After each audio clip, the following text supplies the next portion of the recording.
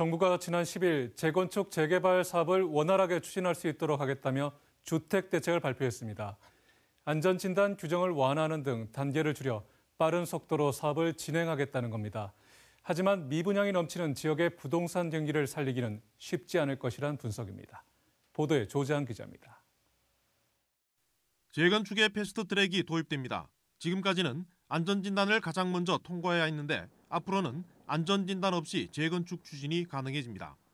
재개발 추진 요건도 30년 이상 된 건축물 비중이 구역 내 전체 주택의 3분의 2 이상에서 60% 이상으로 완화됐고 촉진지구로 지정되면 50%만 돼도 추진이 가능해집니다. 재개발 재건축에 관한 규제를 아주 확 풀어버리겠습니다. 30년 이상 노후화된 주택은 안전진단 없이 바로 재건축에 착수할 수 있도록 하겠습니다.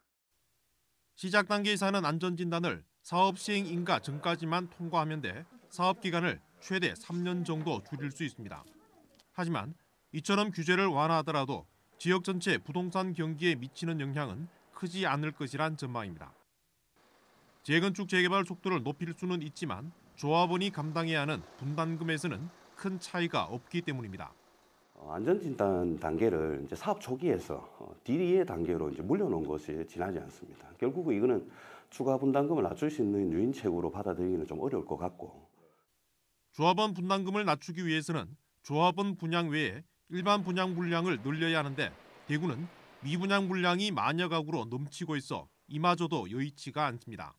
일반 분양까지 잘 안 된다고 한다면 이게 그런 요인까지 더해져서 조합원들은 재건축을 하려는 그 의지가 사실은 그렇게 크게 작용하지는 않을 거로 이렇게 판단이 됩니다.